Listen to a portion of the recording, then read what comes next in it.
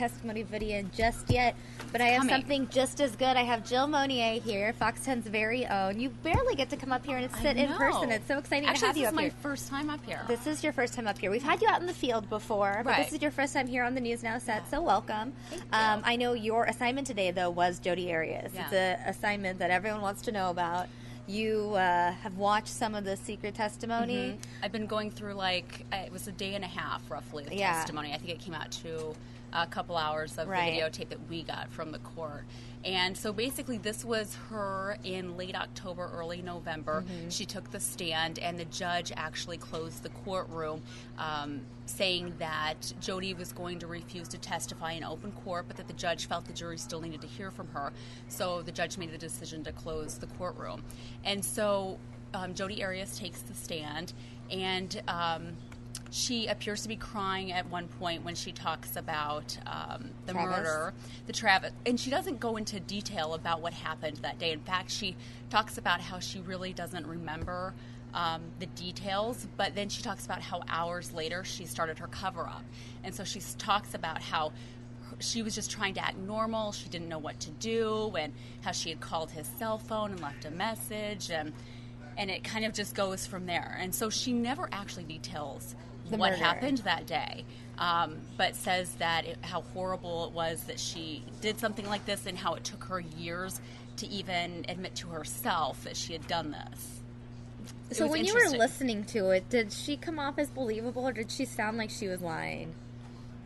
Well, she talks about, obviously, most of the jurors, I don't think, believe what she said based on how they voted. Right, exactly. But she also talks about her relationship with previous boyfriends, some who had cheated on her, so she goes into all that detail. She talks about her relationship with her parents, saying how her mother carried a wooden spoon around with her and would hit them with the spoon when they were younger if they weren't behaving. How painful is a wooden spoon, though, really? It's like a tap on the... How her father used a belt on her. So she goes into all that detail. Of course, she's trying to keep herself from getting the death penalty at that point in the testimony. But it ends when she's talking. She's just kind of getting into the relationship with Travis, and how they met in Las Vegas at a conference.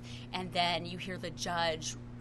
You can tell the judge just gets this appeal in from the Court of Appeals saying that she has to reopen the courtroom, and that's just how it ends. And then, of course, we know Jodi Arias decides not to testify any further after that. So the prosecution never even gets a chance to question her. Right. Which is something I was interested in seeing. Absolutely. And you just don't get to see that. Right. Now, those of you guys who are tuning in, if you have any questions for Jill while we wait for the actual video to come in, feel free to type them in the chat window right in front of you guys. Let's see what they're saying so far. They're just saying, hi, Jill. Hi, Jill. Hi, Jill Monier. You're awesome. Hi, Jill. Thanks, guys. Wink, wink. I love Keep them coming. I love our viewers. They're so that's awesome. Entertaining, to say the least. Any tears with the Jodi cry? There wasn't any in the first trial, Sherry was saying. I'm always interested in seeing that. Actual I've covered a lot of court cases, and to see if there are actual tears or not, and you can't see in the video. It's just so not far that away, clear. right? It's far away. But it'll be interesting. I'm interested to see what you guys will think of it after you see it. I'm kind of looking at some of the other quotes that I had her down for. Here are some of the things I can read you what she said. So she was talking about how it took her years to confess to murdering Travis Alexander. And she says, it took me that long to be able to admit to myself that I did it because what I did was so horrific that I could never have imagined doing that to another human being. By the way, Fox and Phoenix just tweeted about you being on here if you want to retweet. Oh, yeah, I'll retweet. We get tweets in all day. I think I have 3% battery left. Oh my gosh. So these are just some of the things that she said. Someone else asking a question. I think it's in line with what I asked you. Miracle McClure asking, Jill, do you think she was sincere? Jodi. To be honest, I didn't cover much of the trial, and so I wasn't able to see her throughout the trial. And like I said, I think what the jurors decided speaks volumes. Sure, because they witnessed her day in, day out. Yeah, they saw her every day. And so I think, judging by what they decided, And even though it was not a unanimous decision, sure, we do know that most of the jurors voted for the death penalty. Absolutely. So I don't think they believed her. Jonathan Blinn wants to know, Jill, what was the one thing that creeped you out about Jodi Arias? Did anything creep you out when watching this, or like maybe rub you the wrong way? That's probably the better question. I thought it was interesting when she was talking about some of her previous relationships and how they had cheated on her, and it was nothing was, nothing. She never did anything wrong in any of these relationships, and it was all the guy's fault, and how she left, and they cheated on her, and they were always wronging her. So she always victimized herself, kind of. Yeah, and I mean, yeah. That would be the bright way. Like, she kind of paints herself as a victim constantly, almost as if, like, she was the one that was suffering and now they had to suffer. I don't know. Am I reading too much into this? Okay, Jeremiah has a question. Don't you think it was smart of Juan Martinez to not throw her testimony out because he could not cross-examination, because he was able to use it against her with other witnesses? Well, and the jurors already heard it at that point. Yeah. So even though, you can throw out testimony. Right. Even though the judge can say, okay, forget everything you just heard, they still heard it. Right. You can't, you can't delete it from your memory. Right. Right. And especially testimony like that. Right. I was just, I have never seen that happen in any court case I've covered, and I'm sure there are lots of legal eagles out there that probably maybe have know of other cases like this where that has happened. But for the most part, when a defendant takes the stand, they know that when they do that that the prosecution is going to be able to question them, and that's just the deal. If you're going to take the stand, and a lot of times they won't take the stand for that reason. Sure. So I think I just am still trying to grasp the fact that she was able to take the stand for a day and a half and not be questioned by the prosecution. Right. Have you ever been called in for jury duty? I have. You know what? I was called in for jury duty about a week before the jury was picked for her original sentencing, and I thought, oh my gosh, what if? Because I knew it was coming up, and I thought, oh my gosh, what if I'm being called in for the Arias trial? But I ended up. It was one of those where I call into the phone, and they didn't need me after all. So that was good. Yeah. No. I wonder if they question you if they would have approved you for the Arias trial or not, given that you're a reporter. And then I sit next to Troy Hayden. That's Probably true. not, I'm guessing. But you never know. I mean, sometimes I think people would argue that journalists would make some of the best jurors because we can be neutral, right? We're supposed to be, right? That's our job. I'm retweeting now that I'm on here. Let me see what they're saying. A lot of these people hate Jodi Arias so much. It's so funny. It's like, of course Jodi would be abused.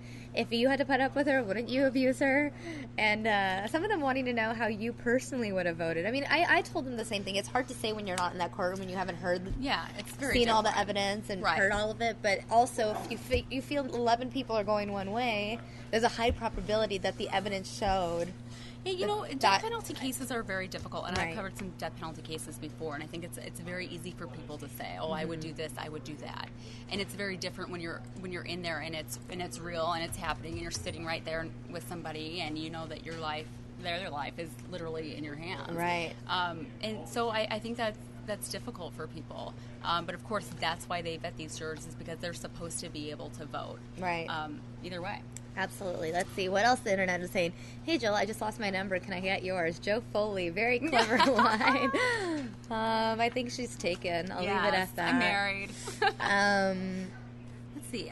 I'm trying to pull some more quotes from here because she really did say some interesting stuff. She talks about how she didn't know what to do after all of this. And I really wanted to hear from her more details about how this all went down and what happened. And so, but she talks about how her whole life, she was never in trouble with the law, that she never had anything, any problems. I don't believe she was arrested before this. And how she really just didn't know how to handle it. And so she was just trying to act normal. I think we talked about that, how she went to his memorial. And she went to Utah right afterwards, and she said, you know, people were expecting me to be at these places, right. and if I didn't show up, I thought that would seem strange. And I guess she actually reached out to, I believe it was Travis Alexander's sister, shortly after this, because she was the only family member that she had met, and she was talking about how she felt that it would be rude of her not to reach out to her, that she thought it would be better if she did, but now she realizes how insensitive that was, and so it's interesting to hear her talk about those inappropriate things. Maybe. Well, right.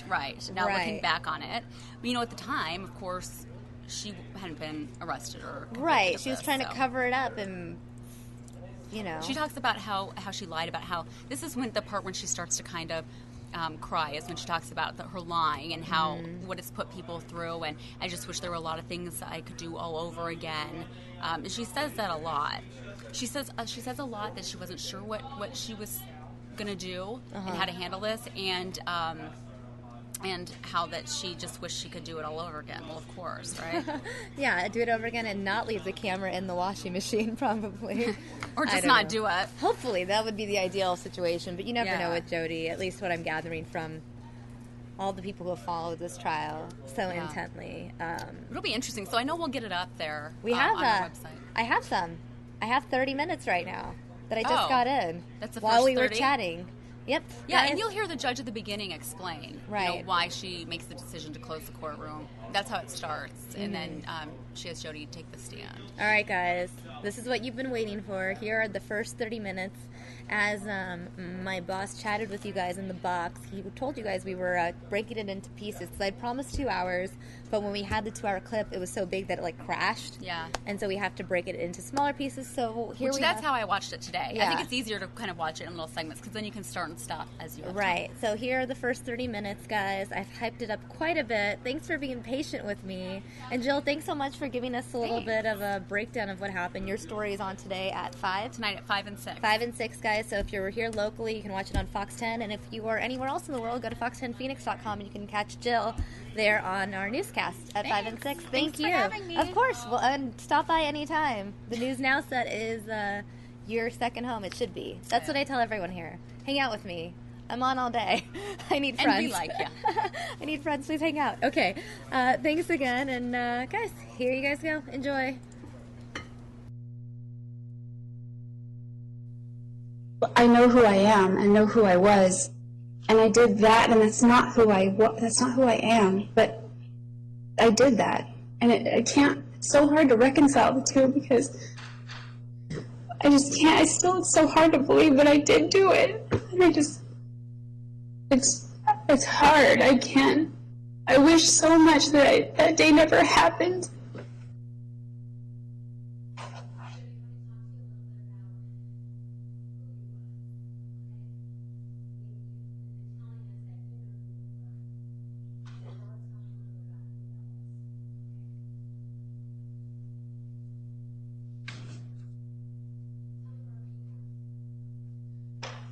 I was born in Salinas, California,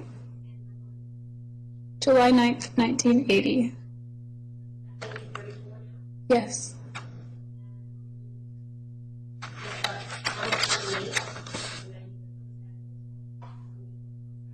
Yes.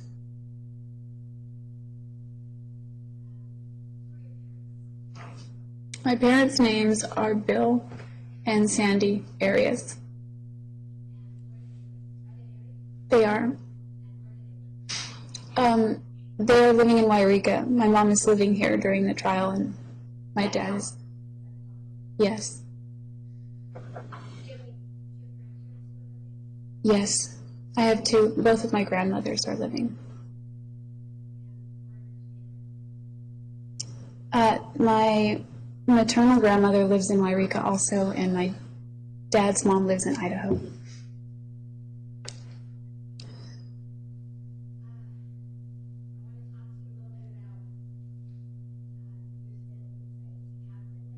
Yes. Well, I have an older half-sister from my dad's previous marriage. She's 5 years older than I am. And then I'm the first of my parents. And then I do. I have 3 younger siblings. My brother Carl came 2 years after I did. My sister Angela was born when I was 11. And my youngest brother Joseph, or Joey, he was born when I was 13.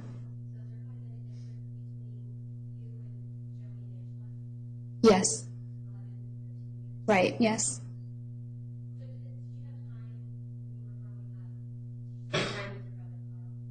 Yes, we played a lot. Yes. There's some showing you exhibit number 688. Do you recognize that? Yeah, I do. Is that a picture of you and your brother? Yes.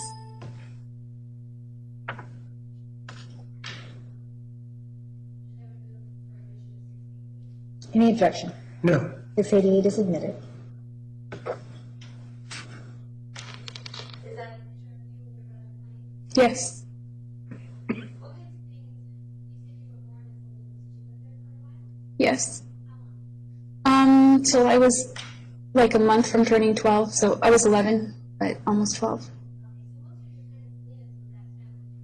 You and your younger brother Carl. Yes. Tell us a little bit about what life was like in St. Um, Louis. well, in Salinas, when I was younger, my brother and I played. This house was in a cul-de-sac, so we had friends in the cul-de-sac. We played a lot. We rode bikes. We roller skated. We went on trips. We had a huge backyard, pets.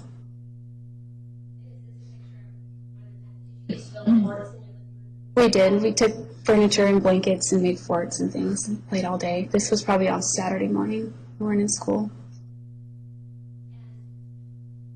At that point in time, you were pretty close with your brother Carl. Yes. And were you close with your mom and dad? Yes. You may.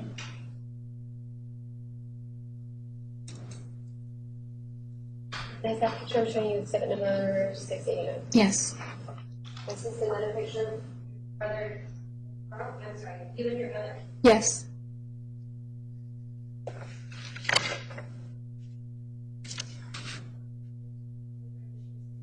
Any objection? No. 689 is admitted.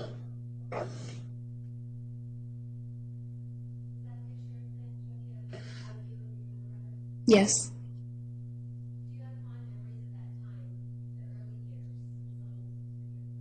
I do. Yes.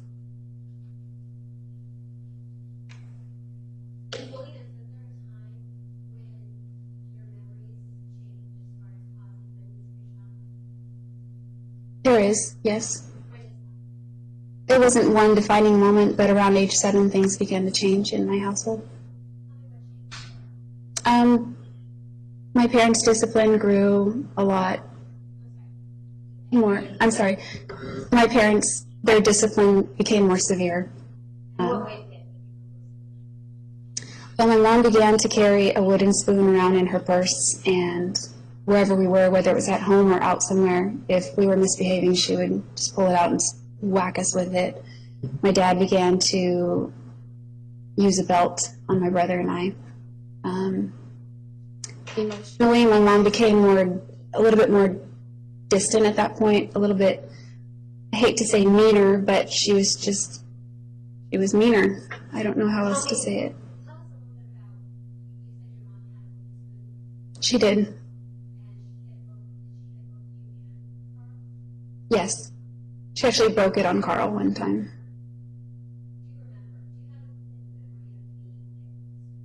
Yeah, I do. Several.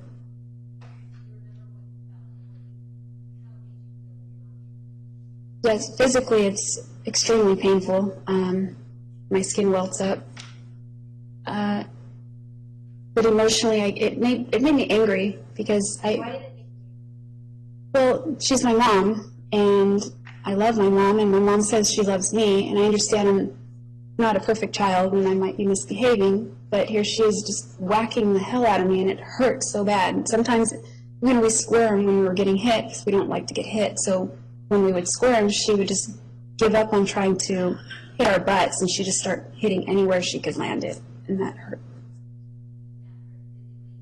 It hurt physically, and it made me mad at her pretty bad. Yeah. Yeah, it hurt me emotionally as well, because she's my mom. She's this person in my life who has been loving and nurturing and my whole life, and it wasn't overnight, but she just began to get angrier and more severe in the way she disciplined us.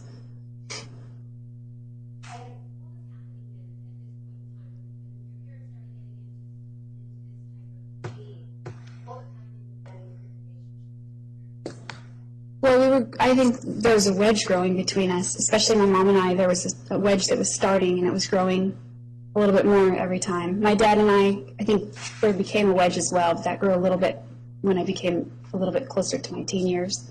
When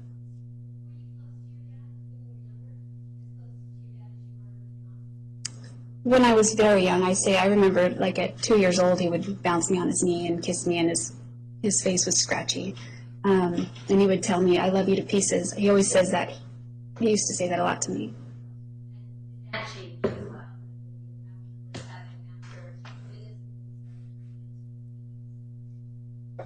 Yes, my dad worked a lot, so he wasn't around much. He was in the household, but he was gone a lot of the day. So we weren't as close anymore.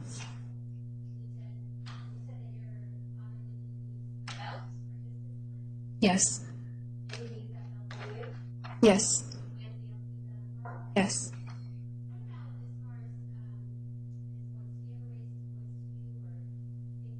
Oh yeah, he would scream pretty loudly in my face, like his spittle would get on me. He was screaming so forcefully. I do.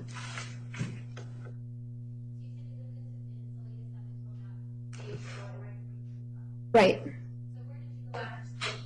We moved to Santa Maria, California.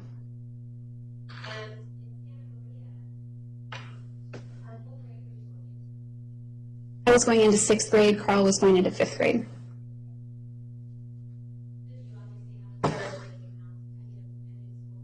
Yes, we did.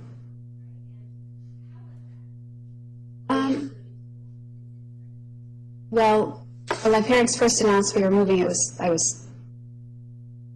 awful. I was very sad. I had lots of friends in Salinas, and it was scary going to a new school, people I didn't know. Yes, I did. I did, yes. Yes.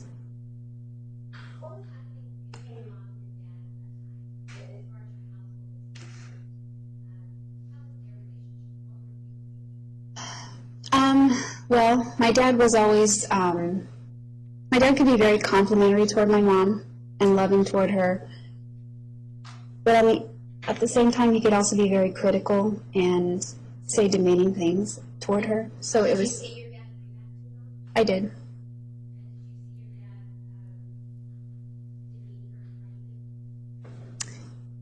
Yeah, he mostly would demean her about her weight. He did.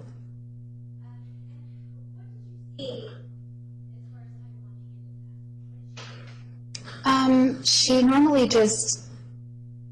she didn't really say anything. She wouldn't cower, but she would just not say much. I mean, sometimes my dad put a picture of her on the refrigerator when she was thinner, so every time she'd go to the refrigerator, she would see that.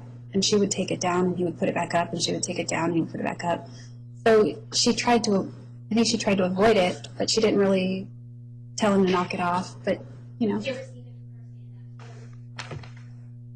nothing stands out in my mind.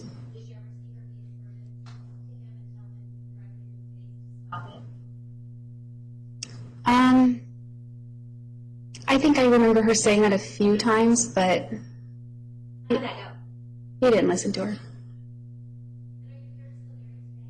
Yes. Yes, they're very loyal to each other.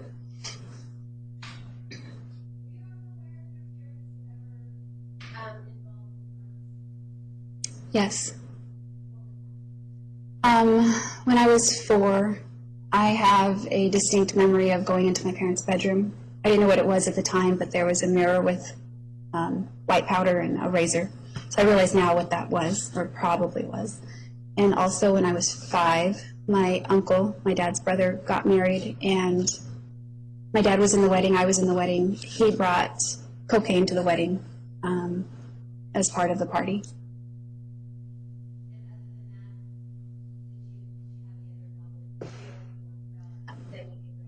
I've learned since that my mom smoked pot on the day I was born, prior to giving birth to me. She may have done it more throughout her pregnancy, but I'm not aware of that. Yes. Objection, speculation, lack of foundation. Sustained. No.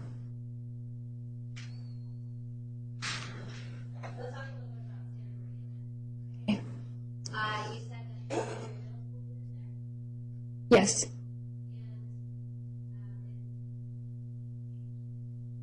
how were you adjusting Well, 6th grade was still part of the elementary school. I adjusted. I made friends. And then I went to a new school for middle school, which was a little bit difficult because we moved that summer, so I went to a new school district. So it's right next door. I was close to my friends I'd made, but I had to make new friends again at school. But I did.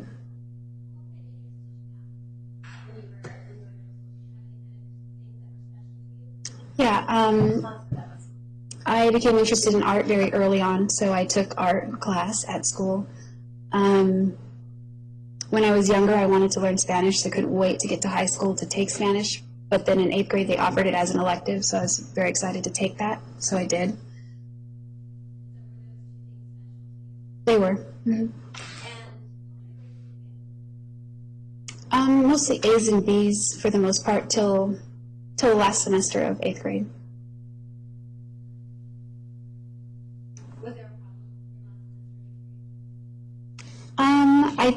Yeah, there are a few problems.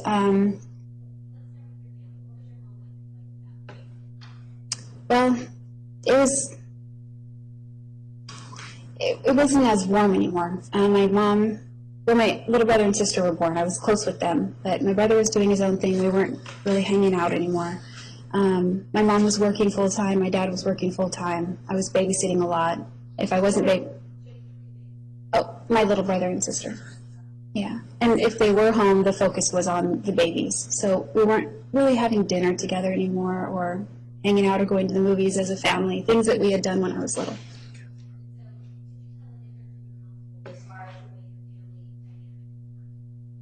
Could I tell the difference? Yes. Yes. By the time you were a little girl. Oh, yes. I could see a difference.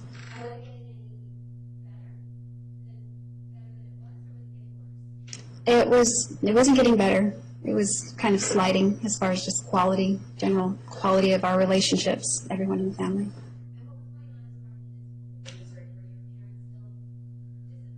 Yes. She was.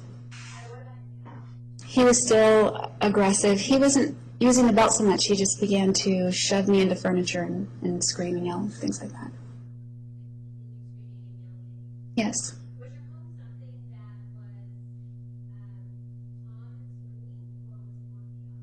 It was very chaotic. If no one was home, it was calm, but it was chaotic.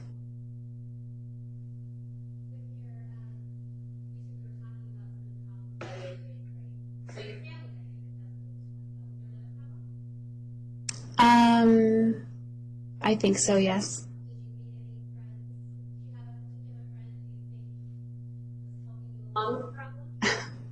Kind of, yeah. I met somebody, a girl that we were hanging out with, a few girls actually, and she introduced me to marijuana, so I started smoking that. 5 months in 8th grade, January through May, pretty much. Yes, right, yes. Did you stop on your own? I did. Mm-hmm.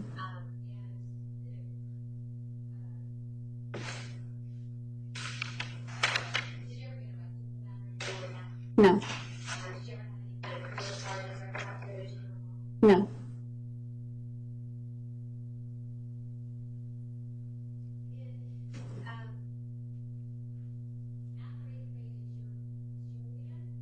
Yes.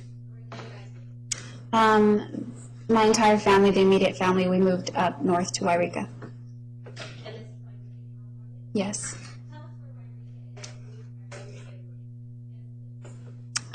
Salinas is about 2 hours south of San Francisco, about 20 miles inland.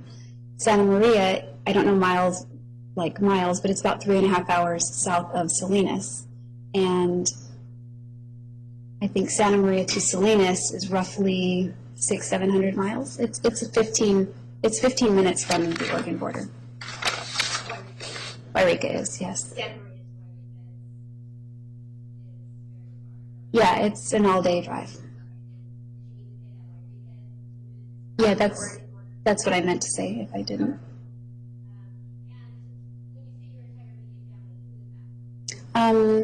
My 3 younger siblings and my parents and myself.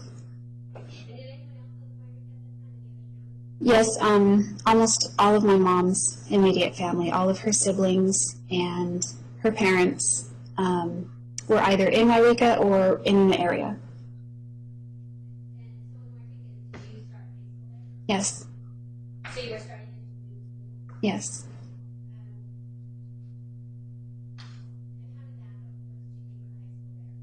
I liked the school. It was smaller. Well, at first, as a teenager, I hated being in Wairika. It was it was a small town. There wasn't a lot to do. But my mom went to high school there. My grandfather went to high school there. They all knew people. So a former friend of hers from high school had a daughter my age that was also going into her freshman year. So they introduced us. So I had a friend, and I met people.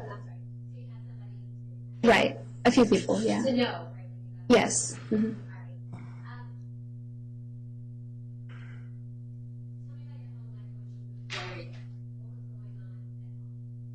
At home, it just seemed to slide even more. Home life was kind of dark. It was cold. We weren't hugging. We weren't saying "I love you." We weren't really even talking, unless it was quite distant at that point. We didn't get along. I love her, of course. I love her, but it was painful because we just don't mix. Yeah, I did. Yeah, some of them are like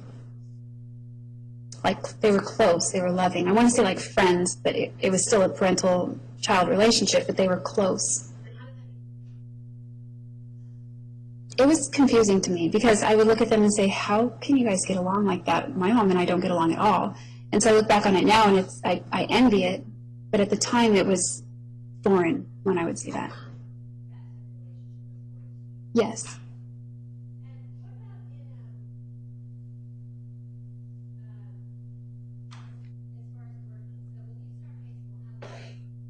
I am 15.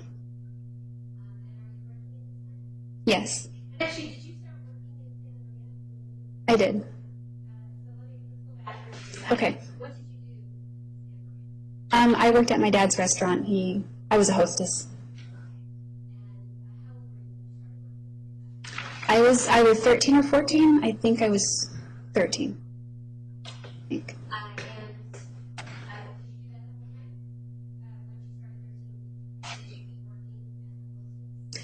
No.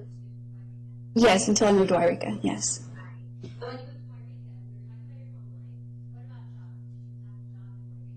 I did. I also worked at my dad's restaurant. When I started working at that restaurant, I was waiting tables. It was called Claim Jumper's Family Restaurant. No, it's not part of the chain. Yes.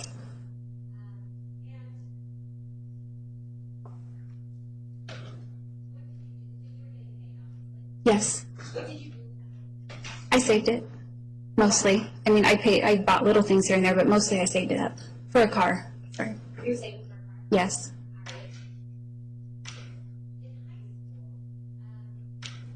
What kinds of interests did you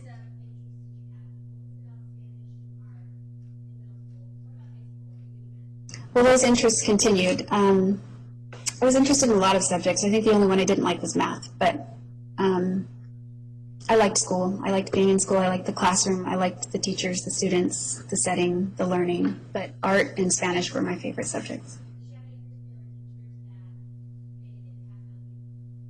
Yes, my art teacher, Mr. Rangel, made an impact on me. He saw, I think he saw talent in me, and he recognized that, and he praised my art. Yes.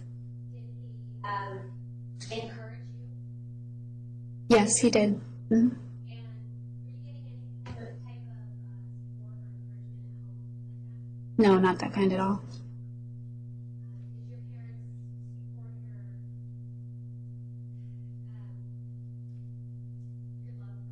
Did they do anything to help? Not at this point, no. Didn't.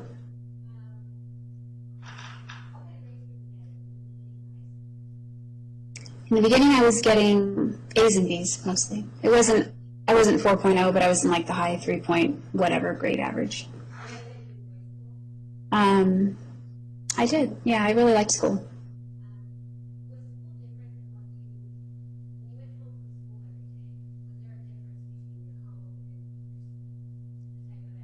Yeah, it was like night and day, really. I would go home, and it was not a conducive environment for, say, doing homework or just having a place to study or be successful, that kind of thing. At school, we were all supported that way.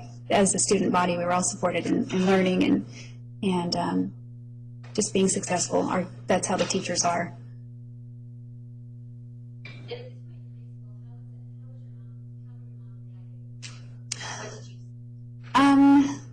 Kind of the same old thing.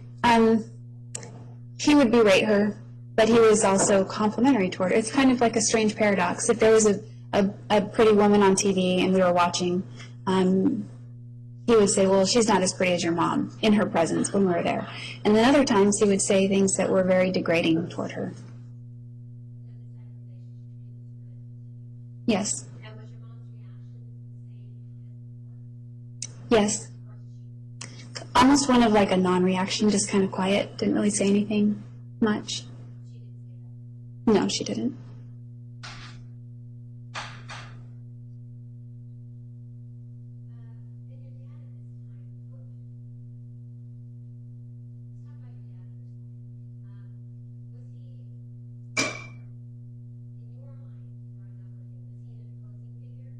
Yes, he was.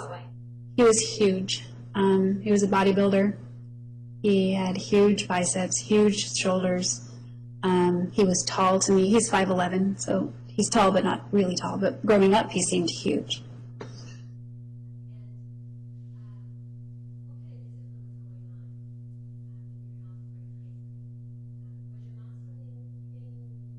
Now, by that point, she had broken it, hitting my brother. So sometimes she'd smack me with a hairbrush. My brother got it with a wire hanger a few times. Sometimes she would use a belt.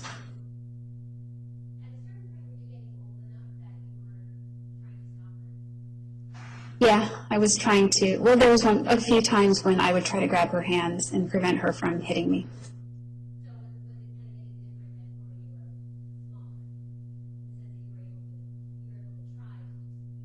Right. I mean, it was a bad idea because there would be repercussions. But you can't help it when you're being attacked. You just kind of grab,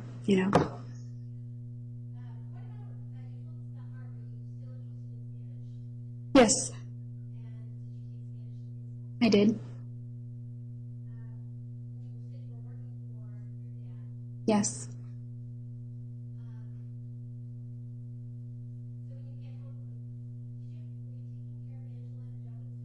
I was occasionally, yeah. I would babysit.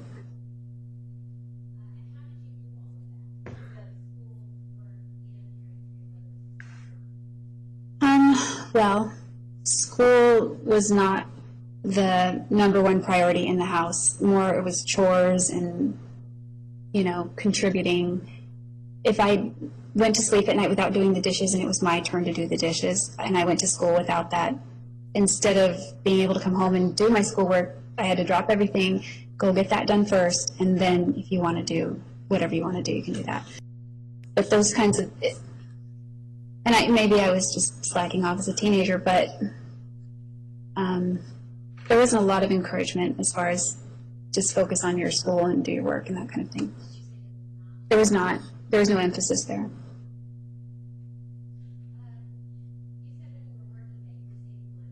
Yes.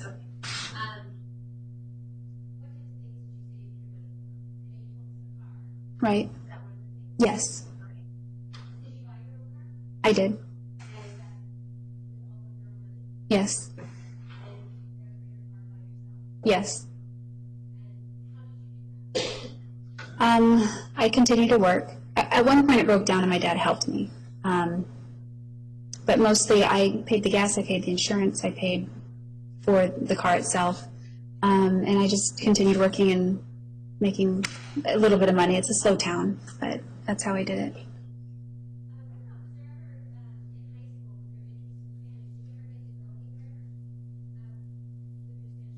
Yes. We went to Costa Rica. Well, my sophomore year in September, at the beginning of the year, there were flyers up advertising for an exchange program, and it was only a 3-week deal in the summer, so I saw that as something that I could do, so I decided I was going to do it. Yes. I just came home. My parents were vegging on the couch, and I told them, I'm going to Costa Rica this next summer, and they just looked at me and didn't really argue. A little bit. Yeah, they did. Yes. I did. No one was paying for the students. So it was them or their families that came up with the money to go.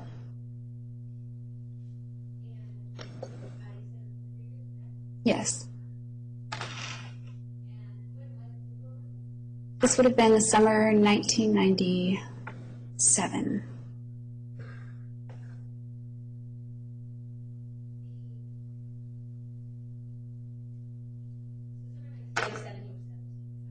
Right. Well, I turned 17 in Costa Rica.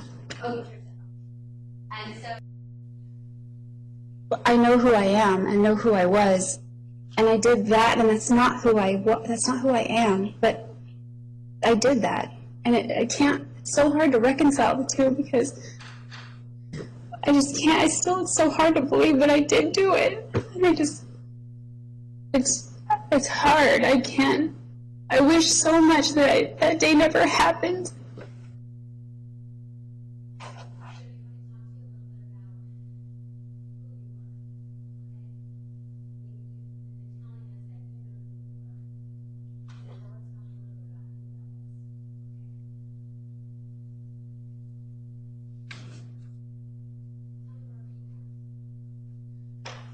I was born in Salinas, California, July 9th, 1980. Yes.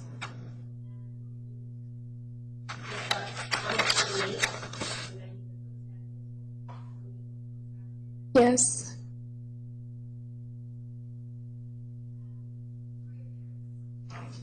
My parents' names are Bill and Sandy Arias. They are. They're living in Wairika. My mom is living here during the trial, and my dad is. Yes. Yes. I have two. Both of my grandmothers are living. My maternal grandmother lives in Wairika also, and my dad's mom lives in Idaho.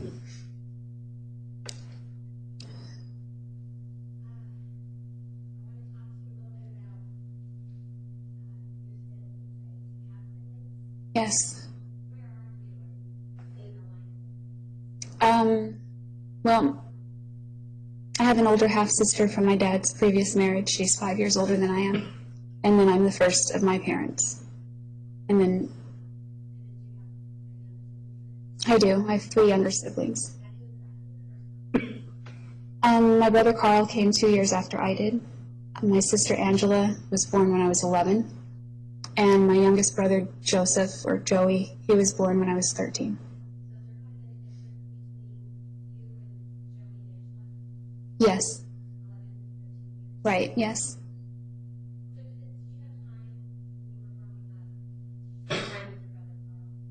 Yes, we played a lot. Yes. There's a showing you exhibit number 688. Do you recognize that? Yeah, I do. Is that a picture of you and your brother? Yes.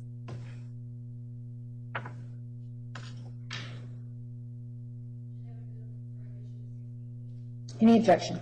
No. 688 is admitted. Is that a picture of you and your brother playing? Yes. What kinds of things? You said you were born in Salinas. Did you live there for a while? Yes. Till I was like a month from turning 12, so I was 11, but almost 12. So most of your time is with that family. You and your brother Carl. Yes. Tell us a little bit about what life was like. Things Well, in Salinas, when I was younger, my brother and I played. This house was in a cul-de-sac, so we had friends in the cul-de-sac. We played a lot.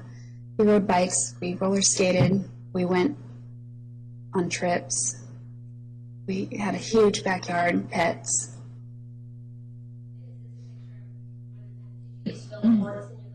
We did. We took furniture and blankets and made forts and things and played all day. This was probably on Saturday morning. We weren't in school.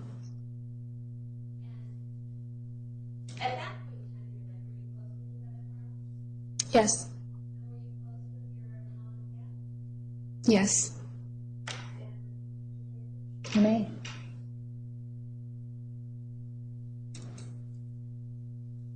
Is that picture I'm showing you exhibit number 689? Yes. This is another picture of brother Carl. I'm sorry, you and your brother. Yes.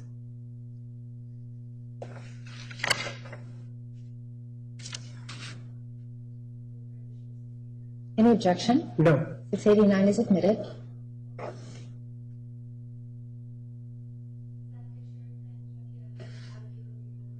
Yes.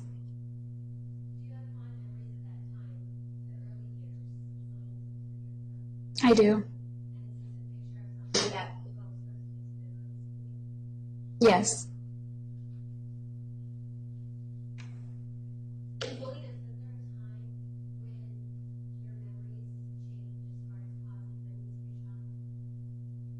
There is, yes.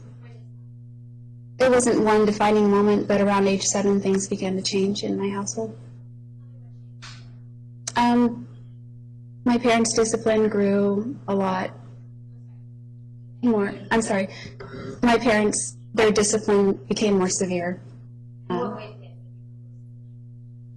my mom began to carry a wooden spoon around in her purse, and wherever we were, whether it was at home or out somewhere, if we were misbehaving, she would just pull it out and whack us with it. My dad began to use a belt on my brother and I. Heading into your junior year? Yes. Tell us then at this point, is your family life getting any better? No, it's getting worse. And how is it getting worse? My relationship with my dad was getting more hostile, I guess. He was getting a little bit... The discipline did not increase in frequency, but it increased in severity. He was yelling and angry, and he would... I remember getting shoved into the piano. One time I was shoved into a door frame, and I hit my head on the side here, and I passed out. I lost consciousness briefly, and I slid down the wall. And, What was going on? oh, yeah. I was arguing with my mom. I don't remember why, but she started trying to hit me. I don't remember with what, but I grabbed her hands, and we had locked hands like this, and she was digging her acrylic nails into my skin, and it hurt, and my dad got involved. He got up, and that's What when... did your dad do? What did he do? He got up from the chair he was sitting in and came over, and somehow, I guess, he separated us and well, he didn't throw me, but he shoved me into the door frame. Yes. And you said you lost consciousness? Yes. What happened? I'm sure it was brief, because the next thing I remember is I was sitting slumped on the floor, and my mom was holding my chin up and yelling at me. She was continuing to yell at me whatever she was yelling before. I don't remember what it was. Did you hear her say? Yeah, I did hear her say, "Be careful, Bill." I heard her say that. It was.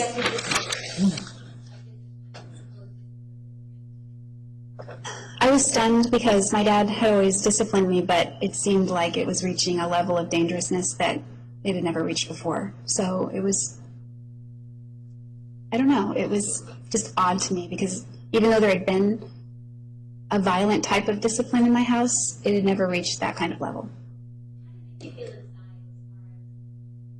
far as the way your mom, were your mom and dad, did your mom get upset with your dad for doing that? She didn't really seem to. No, she,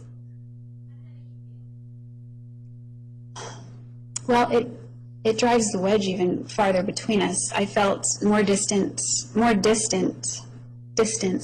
than ever between my parents. Like, I just didn't feel like we were a family. We were a family, but we weren't acting that way. There were no warm feelings between us. There was no ill will, but like I said, there was no hugging, there was no "I love you." It just became worse and more distant and more cold, and just a little bit, it just felt darker in the house. You said this was going into your junior year, I was in my junior year when that occurred. right? Okay. I believe it was after the new year, I think. After the new year. Yeah. Okay. So before the new year, the first semester, and the first 2 years of school, what grades were you? I remember getting A's and B's, I think, yeah. And was there a difference after that particular visit, that in the middle of your junior year, was there a difference in those Yes, the grades began to slide. I was taking an advanced placement college class, so the workload was higher, but the home environment was no more conducive to that, and the relationship with my parents was sliding. I didn't have a relationship with my brother really anymore. Yes, Carl. And it just became, my grades began to slide. I wasn't really making it. Not really. I finished, I guess, with D's and F's and almost no attendance toward the end.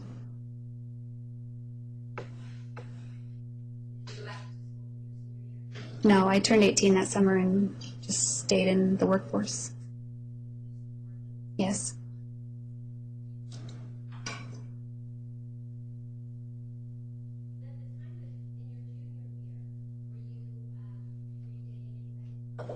Yes.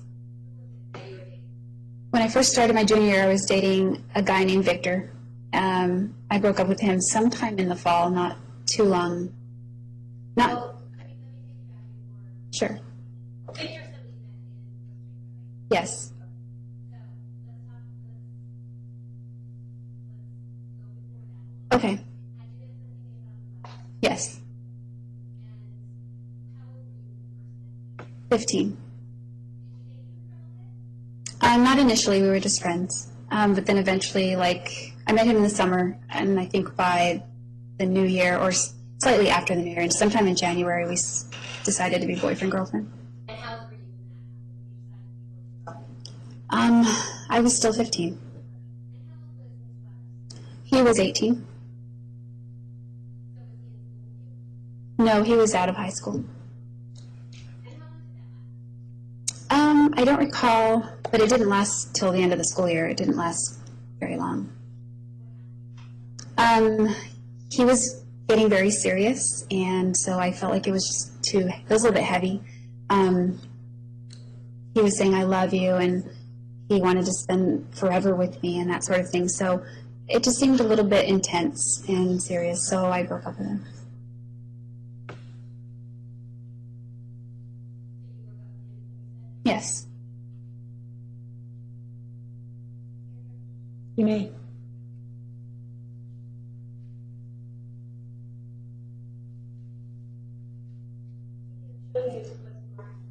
$691 and $690. Do you recognize these? I do. One a family picture, one a picture of you and Miss Gladys. Yes.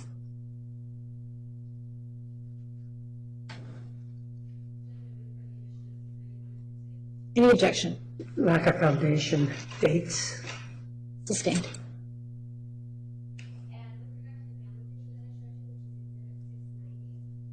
Do you remember? If I could look at it one more time, yeah, I could probably let you know. It looks like it would have been like around 95. Judge, she keeps trailing off and I'm having difficulty I'm sorry. hearing her. I'm wondering if perhaps you could follow the microphone. Yeah, I'm sorry. I don't know the exact date, but I believe it was mid-90s is when that picture was taken. Yes. Any objection? No. 690 is admitted.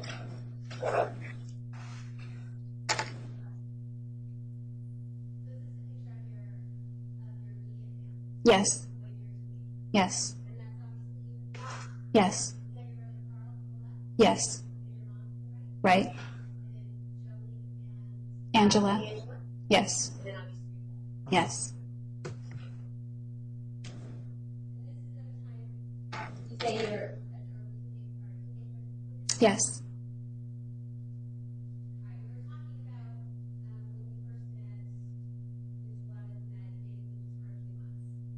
Initially, yes. You went to Costa Rica? Uh-huh. high school. Yes. No. Right after. Oh yeah, in high school, but it was in the summer. Right. The summer that you turned 17. Yes. So the summer that you turned 17, did you meet anybody when you went to Yes. I stayed with a family there, an exchange family, and one of the family members was a guy named Victor. He was about my age. What was Victor's last name? The last name was Arias. That's an Arias family, a different Arias family.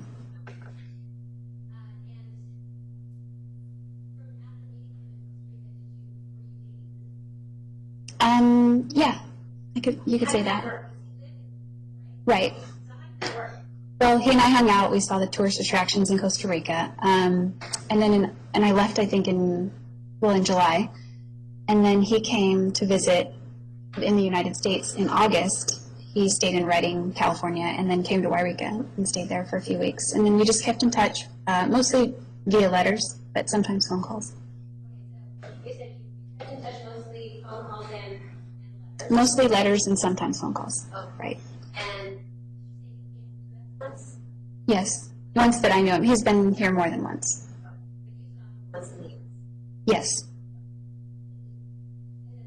Did he visit with you when he came into the U.S.? Yes.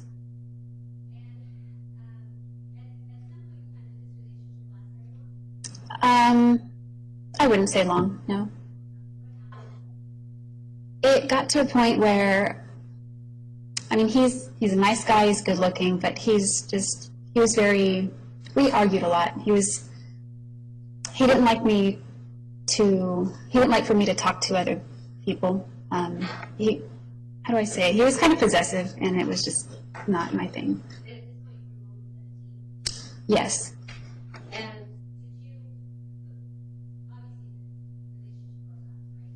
Right. I broke up with him. I called him. Yeah, I called him and broke up with him. Yeah, it was up to fun.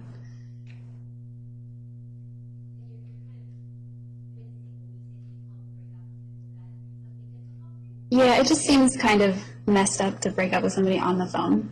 It's something I think because, I mean, I knew he loved me.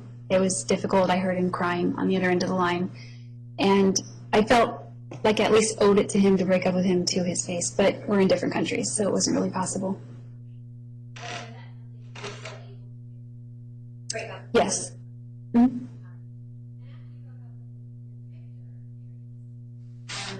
Did you end up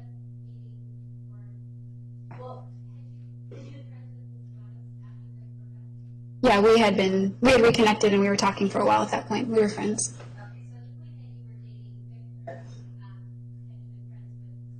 Yes.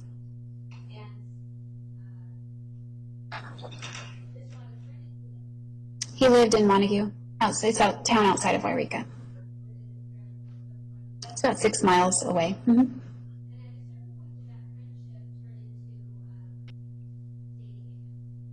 Yeah, several months later it did.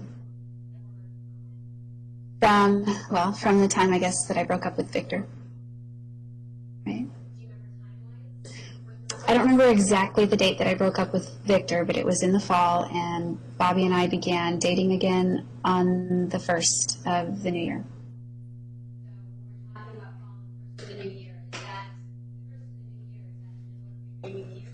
Yes, that would be, 1998. All right, so you begin dating at the time that we discussed how your family life and your grades started to slide. Yes. All at the same time? Right. All in this. A lot was going on that year.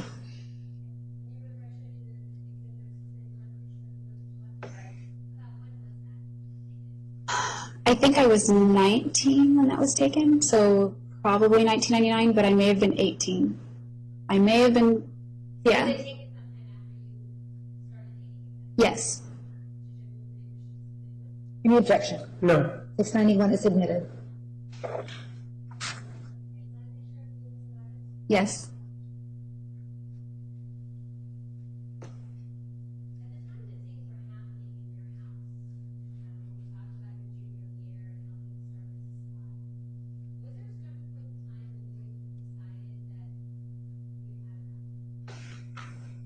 At home, yes.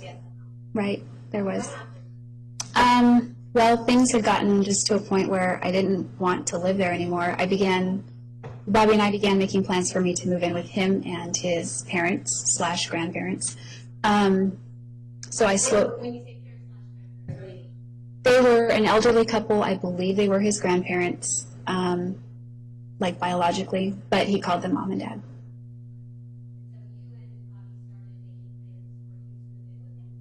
Yes. and you're still in high school at this point? Yes. And so how did you Well, little by little, I just began to pack up some things that I had, and whenever I was just visiting, I would take them over to his house, and he had a shed in the back, and we would put all my things in there. I had dishes and things that my dad had given me when he closed his restaurant that year. So just household stuff that I had. So I began moving that, my books, things like that. Yes. I am, yes. Well, if I wasn't still working at my dad's restaurant, I began to work restaurants was my thing then. So I worked at a restaurant either called Grandma's House as a hostess or the Purple Plum as a busser, or maybe it was both. Can't remember. It was all in that similar time frame. Right. Yes. Yes. Well, at that point, I stayed up all night packing, and this is 3 months before I was 18. 1998. Yeah, 98. I would have turned 18 that July, so this would have been roughly April, I think. It was sometime in the spring. I packed up all my things all night long. And then I picked up my cat and walked out the door about 7 o'clock in the morning and drove out to his house, dropped everything off, and then I went to school. My mom was in the kitchen. Yeah, you can see the front door from the kitchen, and she saw me with my cat, and she said, "What are you doing?" And I just said, "Nothing." And I just shut the door, and I took off in my car. And then I called. Yes. I called her when I got there that morning, just so that they were aware of what I was doing at that point. Yes. No.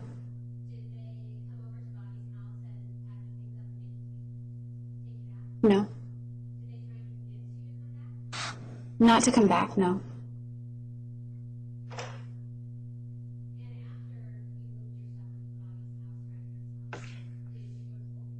I did that day.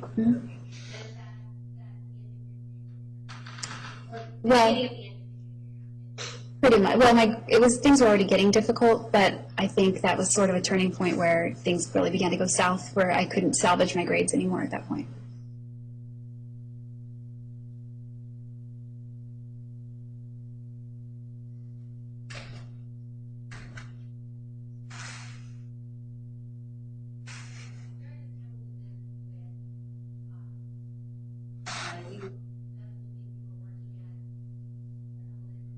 Yes. No, he had never had a job. Well, eventually it was going to him and I. We were living, it was kind of a 50-50 deal. Yeah, food, clothes, that kind of thing. We did. Well, you could sort of see it in this picture. It was not in very good shape. It was very dirty. Dirty. The front room had, I think it's like cigarette tar, like running down the walls in brown. There was a lot of dusty junk piled up everywhere. The carpet was like threadbare. The kitchen linoleum was all peeling off. It was just really in bad shape. I did.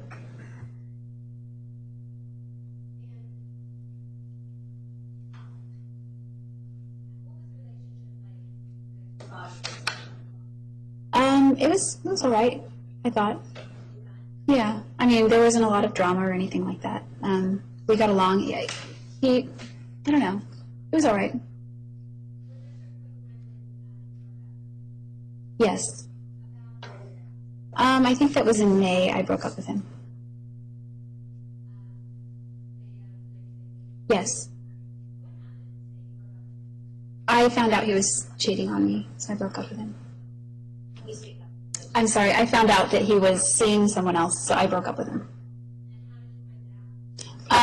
Well, he had been talking with this woman for a while on the phone. She was out of state, but they spoke very frequently. My understanding was that he had had an interest in her previously, but they were just friends now. Yes. Mm-hmm. So I saw them talk, and friendship is fine. So I didn't think much about it, but I just kind of had a weird feeling. So we would go to the public library to check our emails. Right. No computer, no cell phone, nothing like that. Yes. Right. Right. Well, we would go to the, sometimes we'd just each use a terminal, or if the terminals were being used, we'd each just take turns using the same terminal, and we would just check our emails right in front of each other. So it didn't seem like he was hiding anything. And I would see emails in his inbox from her, from this woman. Yes. Right. Mm-hmm. I never read any of them. He never read any in front of me.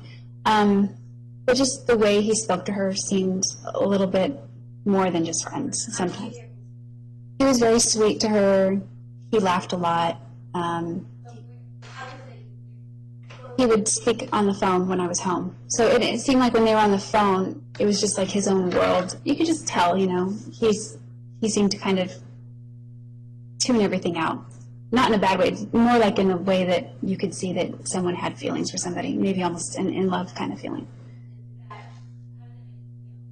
It was uncomfortable. I mean, I took his word for it at first, but it was uncomfortable.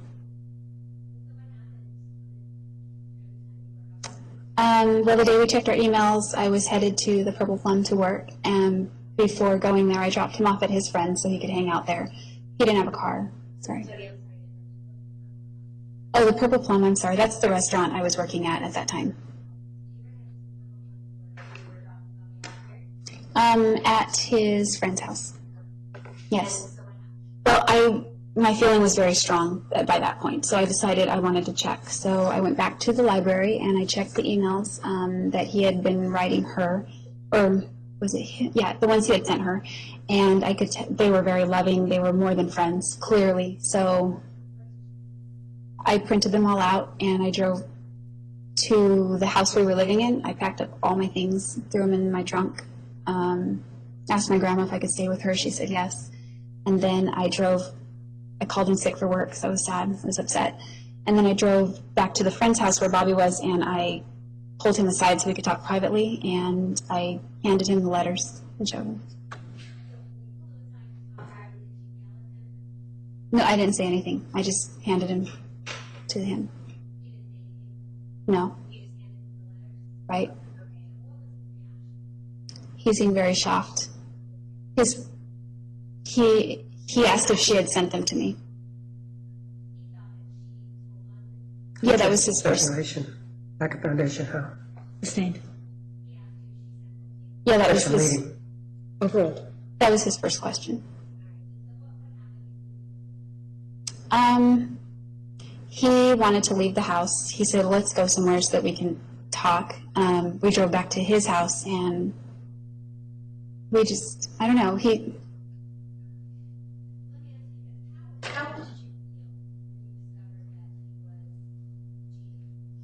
I felt awful. It was very hurtful. I felt deceived, of course, and I just felt really hurt. He was very sweet and loving toward her. He treated her, I thought, better than he was treating me.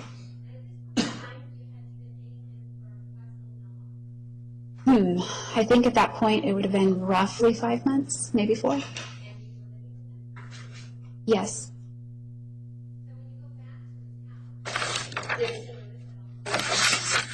Yeah, he saw the closet area where all my clothes were hanging were empty, and some of my belongings were just out of their spaces.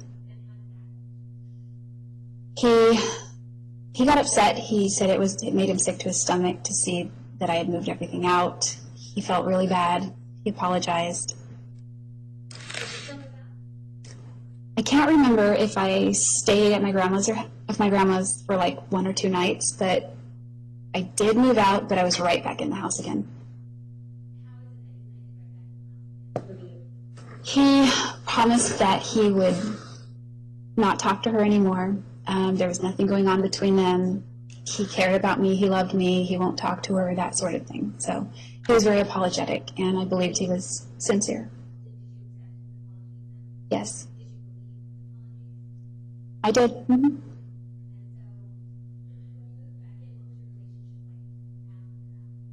At that point, it wasn't that great. I mean, it just seemed to get emotionally more chaotic. Like, there was turmoil as far as that goes. Yeah, emotionally, like, he was a little bit more upset all the time. I can't really describe it. He would kind of play mind games, I guess you could say it like that. Yeah, I mean, it wasn't super rocky, but it got rockier as time went on.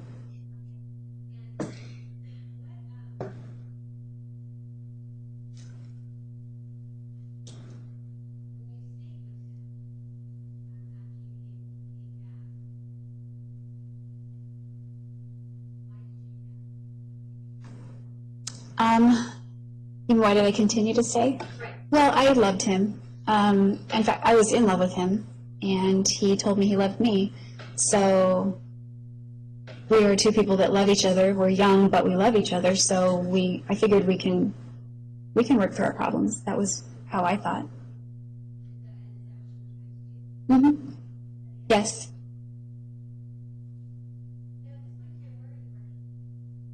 I believe I was still at the Purple Plum. No, I was bussing tables. I wasn't 18 yet, so I couldn't wait tables.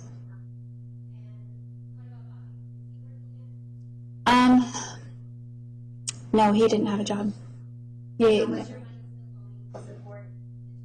Yes.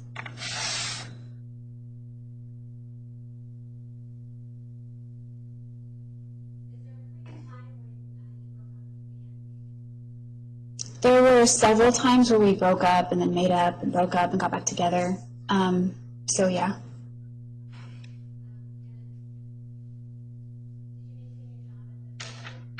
No, at one point I decided to move to Chico, California, which is just north of Sacramento. that didn't work out, so I was right back. At that time, I was... Okay. Bobby and I don't remember exact timelines, but somehow he decided again that he wanted to try to work things out with this other girl. So she bought a Greyhound ticket and came into town and stayed with him, and I was out of there. So I left. Oh yeah, I moved out before she got there. And I went to Chico. I stayed with some friends there to see if that was where I wanted to live and maybe get an apartment and work.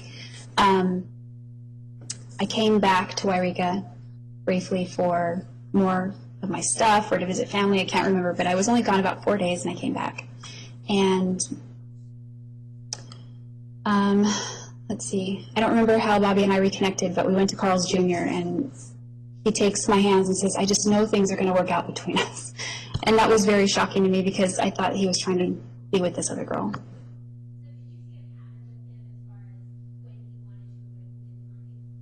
Yeah, I did.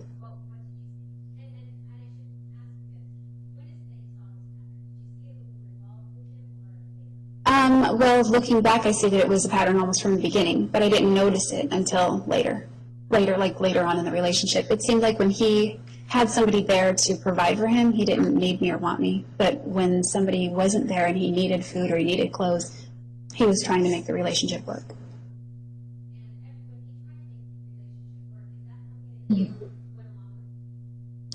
Yes, I did.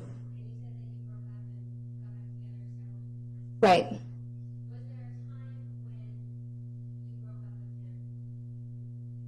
Yes.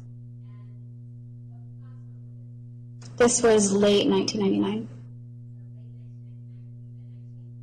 Yes. Probably. That could have easily been in 1999. Yeah. I'm not 100% sure if it was 98 or 99.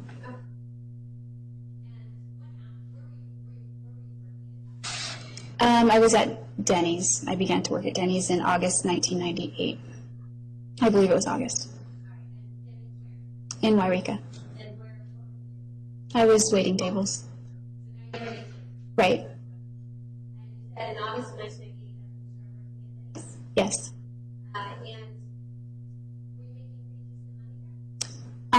I thought it was, yeah. It was the most I had been making since I began to work in that field. Living expenses, I had a few bills now. I got a little credit card to build up my credit. Gas, insurance, food, clothes. Yes. And I was constantly needing repair. It was a junker, kind of. Yes.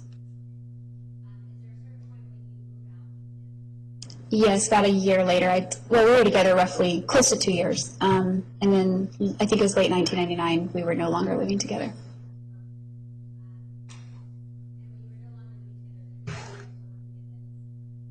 Yes, I was still working at Denny's till late 1999 also.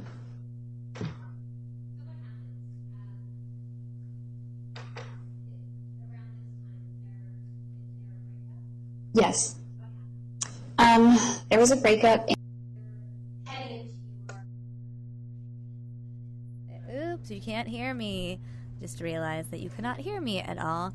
All right, guys, that is a wrap on the 2 parts of the Jodi Arias. It's been a really long day. My head hurts. That is part 2 of the Jodi Arias secret testimony. We aired parts 1 and 2.